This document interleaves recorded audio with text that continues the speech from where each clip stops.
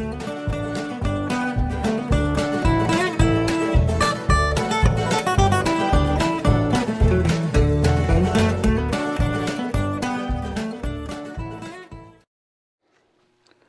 guys, welcome back.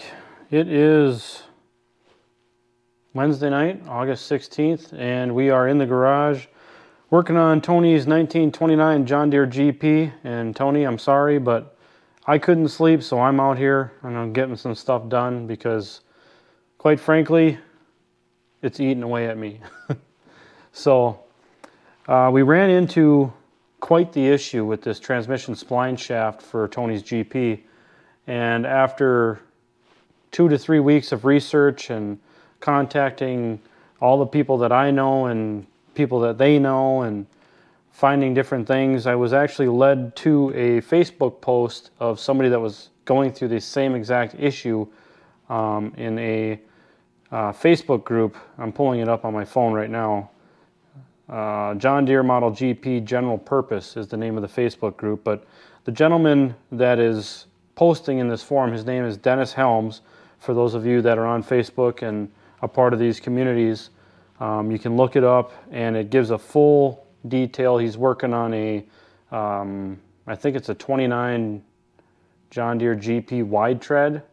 And essentially what was happening was we were inserting the spline shaft, the bearings go on the outside, and then you're supposed to take up the end play by tightening down the flywheel side, and that will draw the bearing into the bearing cone or the race, and you're not supposed to have any end play, but it should turn freely.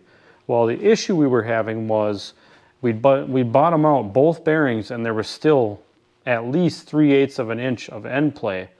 And what we found was, here, let me take the camera off the toolbox. Okay, these are the two setups here. These are the exact same spline shaft, but they have different, they call them quills. I call them bearing carriers, but appropriately they are called quills. They are different. And this spline shaft, which is the replacement one that we got, has an oil slinger on it. If you can see it here, that oil slinger was not on the original shaft. But you'll also notice that there are these two washers. One is thick and one is thin. And the thinner one is of just a little bit smaller diameter. I don't know if you can see that very well, but the smaller diameter one goes inside and the larger diameter one goes outside. But the biggest difference between these shafts and these carriers or quills is, for a very short time, John Deere switched from the oil slinger style to the non-oil slinger style with these two shields or washers. But they also changed the carriers. So, if you look closely, this carrier,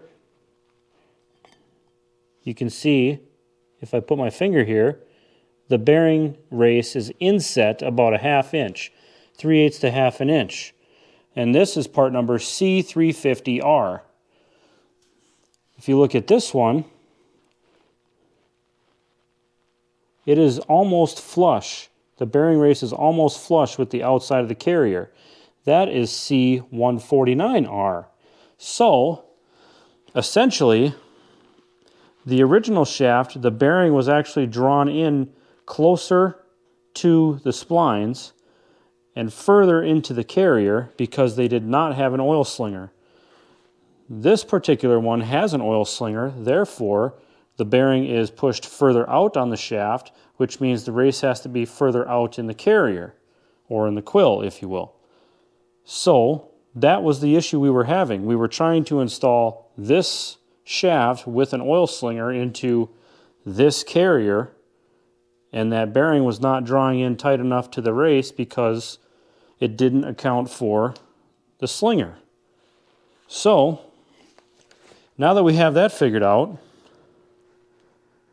we can go ahead and start installing stuff properly. Now, there is a serial number range for this odd carrier, the C350R. Let me see here. Casting number C350 was used on GP 204558 and up, and was also part of assembly AC394.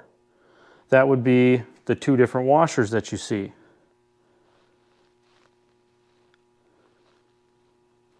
I'm just reading through this quick.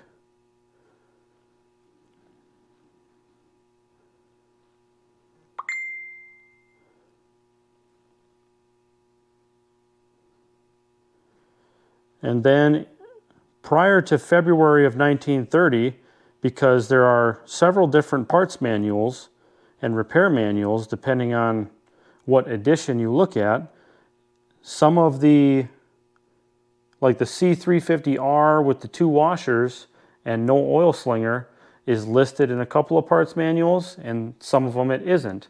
And from what it looks like, now this is from Dennis Helms on Facebook, from what it looks like, somewhere before February 1930, John Deere decided to go back to the oil slinger and no thick and thin washers. So the original design was to have the oil slinger and the further out bearing race with no washers.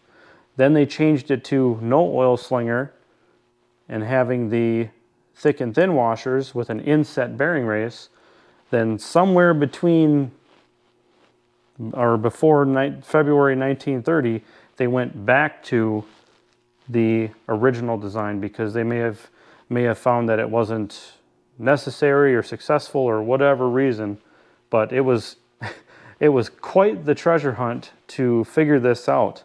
So anyhow, let's see if we can start getting some things inside the transmission case here. So the first thing we're going to do, now I'm going off the assembly procedure that Dennis had on Facebook, but the first thing we're going to do is we're going to put the clutch side quill in, or bearing carrier.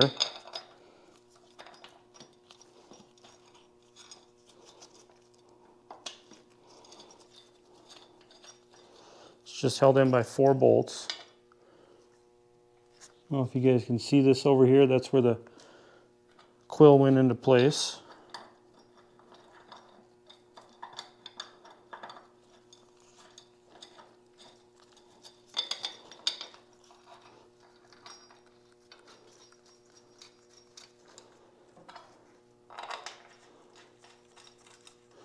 Now these will all get safety wired.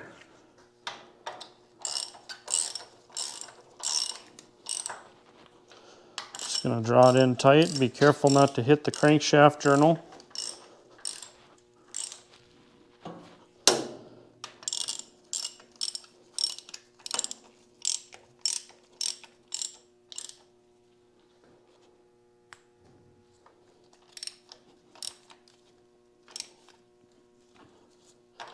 One thing about these GPs is there's not a whole lot of room to work.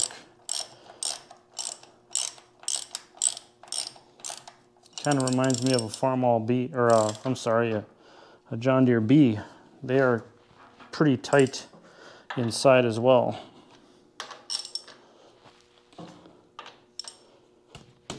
Okay, good and tight. Okay, now we have to insert the shaft. I'll just lay it in there for now. As we slide the gears on, and I'm just double checking the orientation of the gears. That one goes on first.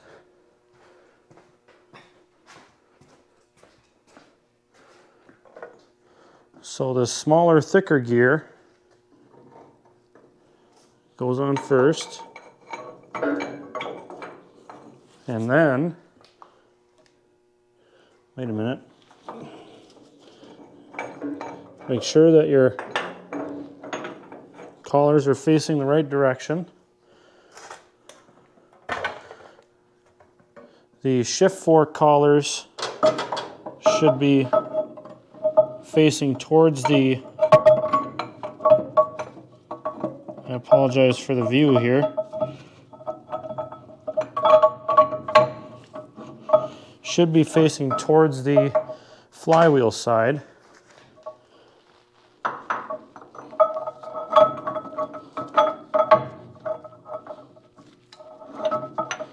Just like that.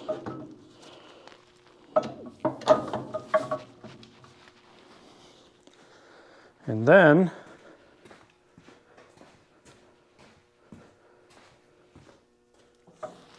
should be like this.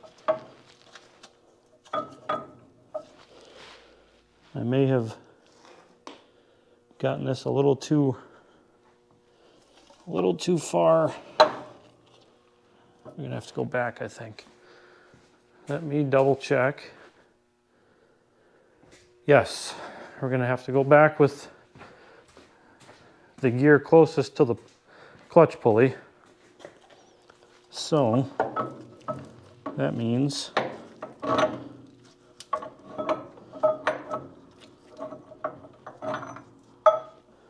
let's take this one. There we go.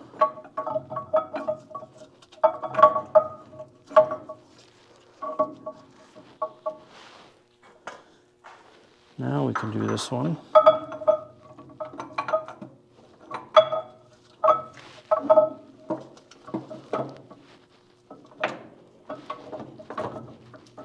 Okay.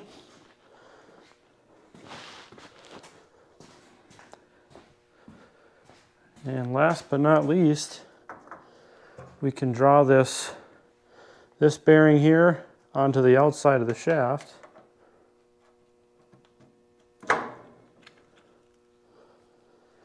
Let me wipe my hands off here. I got a lot of grease on them.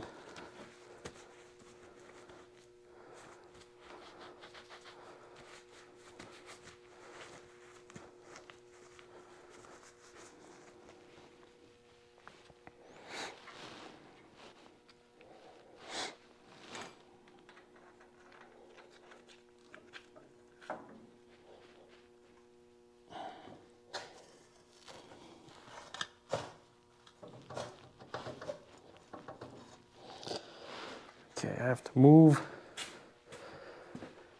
the shaft back over just a little bit. There we go.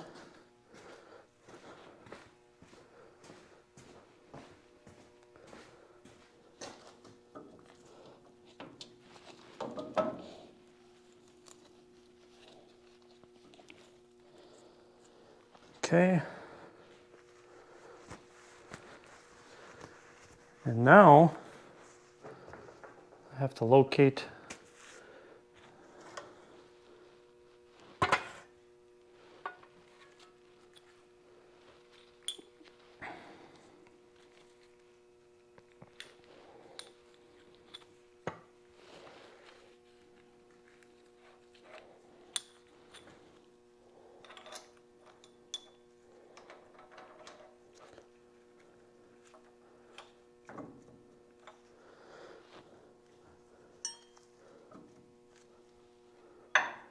lock this in gear so that I can tighten the nut on the outside. Okay, safety wires in place, got the keyway in place, zero end play but turns freely. Now we can put on the first reduction gear carefully.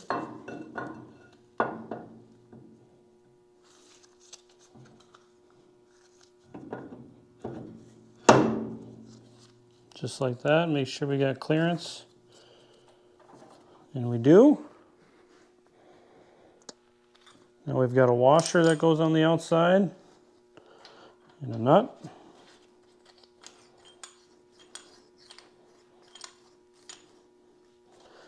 We'll tighten that down, double check everything in our end play, and then we can pin the shaft. Okay guys, we've got everything as far as the shift rail goes in. It's really pretty self-explanatory. I checked the part numbers on both these pieces and they are the same, so it didn't appear that it mattered which one went where. So the shift rail I put in from the flywheel side. slid it in, started it into the first shift fork, and then kept sliding it, and then into the second shift fork and into the other side. Now, here, I apologize because my flashlight is dead, but here you can see there's a set bolt there. What I did was I looked for the witness mark on the shaft, the cross shaft for the shift rail, and I lined that up in the center of the hole, and that's where I set it up at, because you can slide this shaft side to side, and there's an adjustment plug here beneath this bolt that either pushes it towards the clutch or allows you to slide the shift rail back this way and then lock it in place with that lock bolt. So what that does is it aligns the gears with your differential. So you really need to pay attention and look very carefully at that shift rail or the shaft in that area. There should be a witness mark from that set bolt. So once I had that locked down, of course I can't shift it because the gears aren't lined up, but here.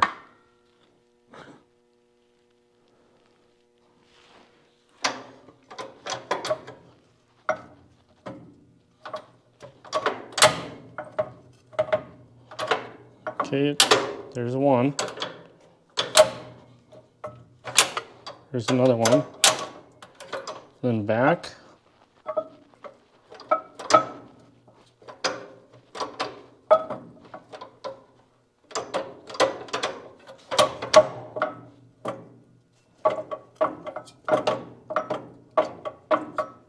Should line up here.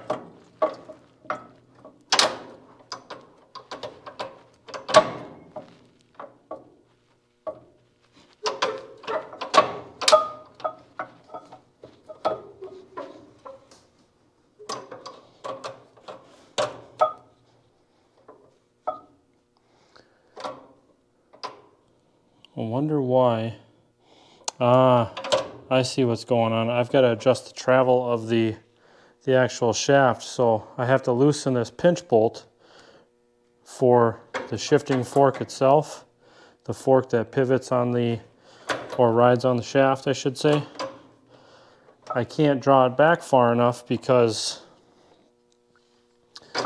the shifting lever hits the quadrant. So I need to loosen this so that I can slide that lever just a little bit farther back so that I can push it into gear. Not a big deal there. So just goes to show you. I'm testing this on the fly, folks. I haven't even. So that one will go in.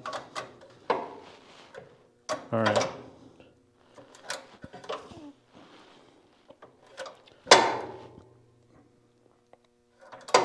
That makes sense. Okay, let me grab a 9/16 and 5/8 and we'll adjust that quick.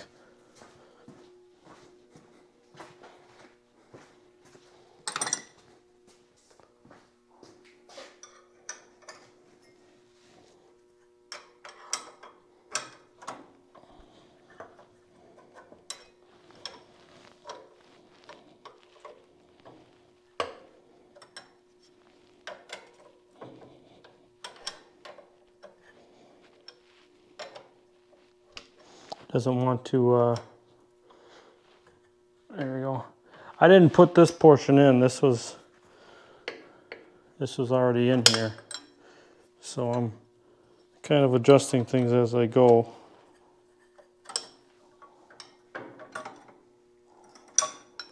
So if I can slide that forward, I'm gonna have to move the camera here so I don't bang into you. If I can slide that forward just a little bit.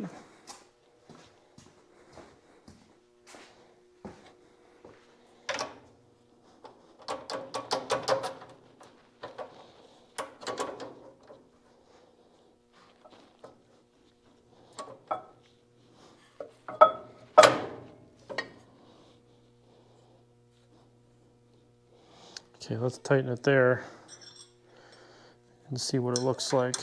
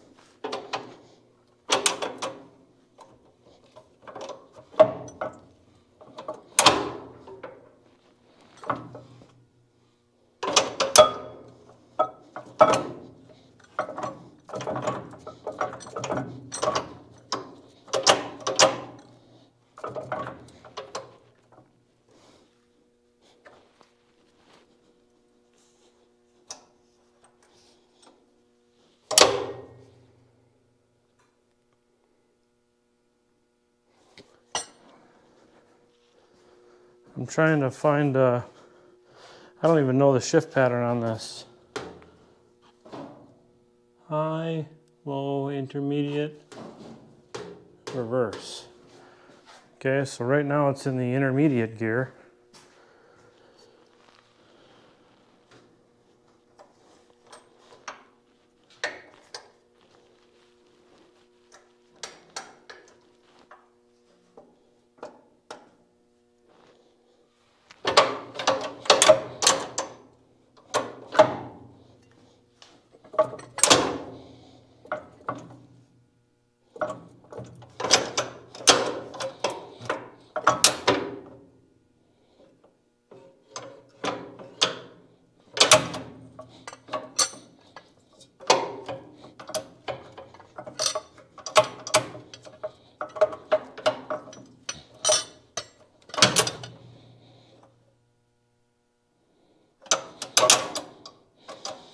And I can see that I have to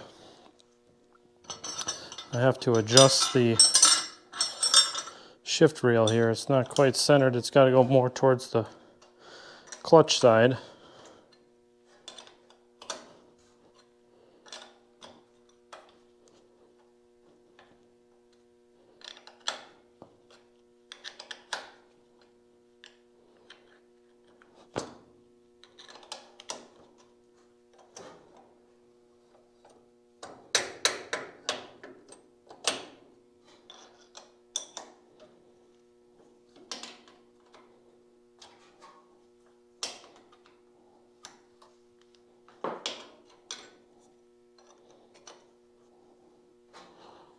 We're live, folks. This is all trial and error for me. So now I need 7/8 wrench to loosen the jam nut, which is down in here.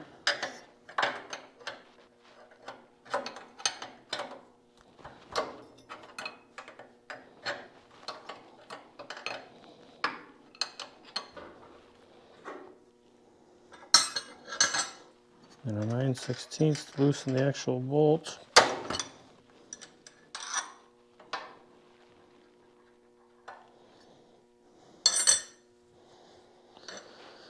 And then I will gently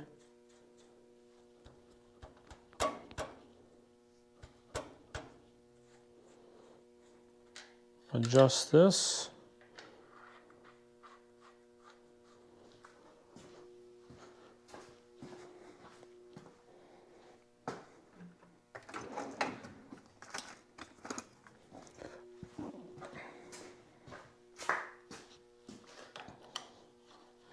Actually, I can just tighten down this lock bolt here. Test it again.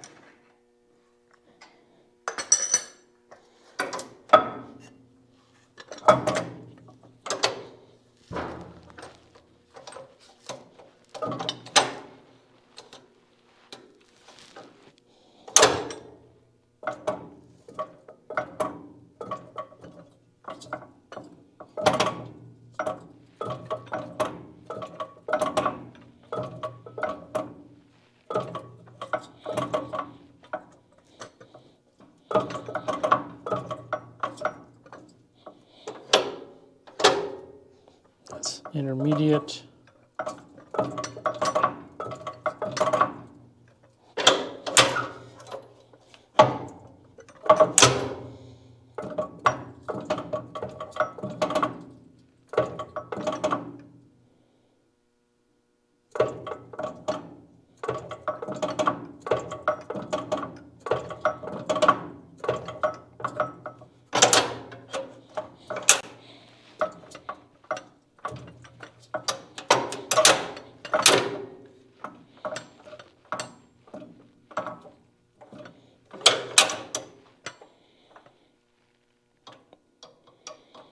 I almost would like to see it more yet.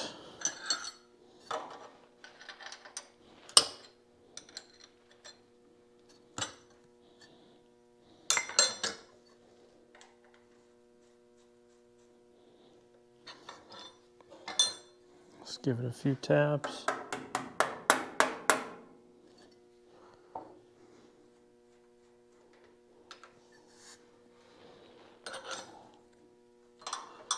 Lock it back down.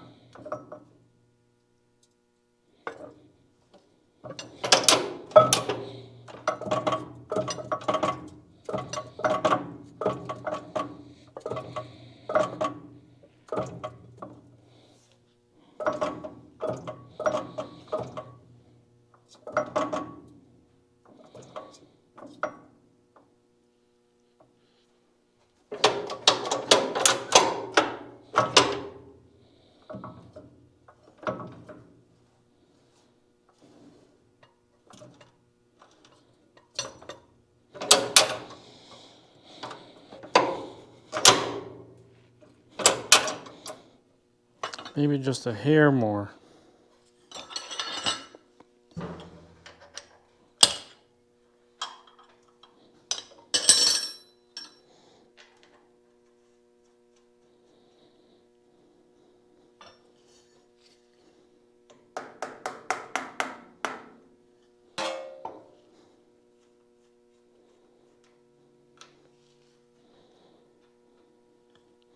It's kind of a tedious process getting this part locked in.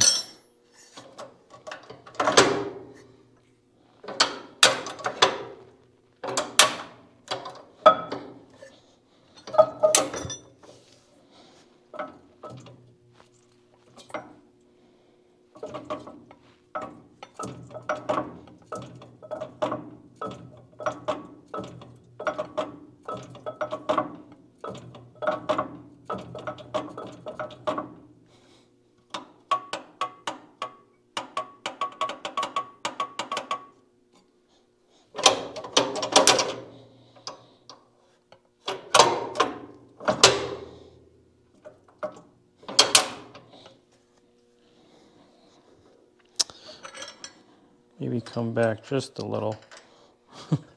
I think just a smidge too much.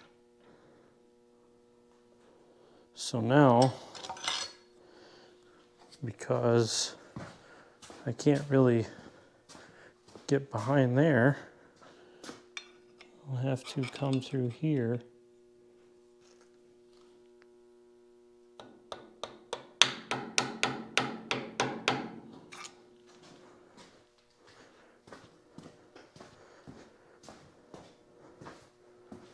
Okay. I think I'm going to tighten it down right there. So that should do it for this transmission, I hope. All right. Okay. little bit of troubleshooting, but I found out that I had this shifting fork in backwards, and that is for this, I believe it's a PTO gear maybe. I'm not exactly sure what that's for. High-low maybe? High-low range? I'm not sure. But I had it in backwards and it was hitting when I would shift into the intermediate side. Here, when I would shift into the intermediate side, it would hit the inside of this shifting fork. So that wasn't right. But now, everything shifts great. So, I believe we are done with the transmission. We can put the cover on and start moving on to the front end assembly. Governor, fan shaft, radiator, carburetor mag, and flywheel and clutch.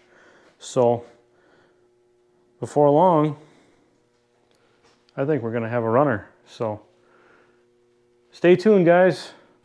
I look forward to bringing you more. I think we're going to work on this again tomorrow, so maybe we'll get most of it back together. We'll see. I think Rudy's going to come over and do some wrenching with us, get out of the shop a little bit. So, yeah, making progress. I'm glad we got that transmission done because, man, did that thing fight us. And the weird, awkward changes that they made and then went back to, and these GPs are kind of a special breed. So anyhow, I'm going to bed. It's like 1:45 in the morning. So we'll see you guys later. Thanks for watching. Thanks for wrenching with me, and stay tuned for the next one. Raylan, what are you doing? I just gotta get it starting. Oh, you're going to start it? Okay. Gotta go crank it really hard. Did it start? I don't think so. You don't think so? I gotta keep going. Gotta keep going. It is so fast. Wow, look at you. That's close. Hey, come on, help.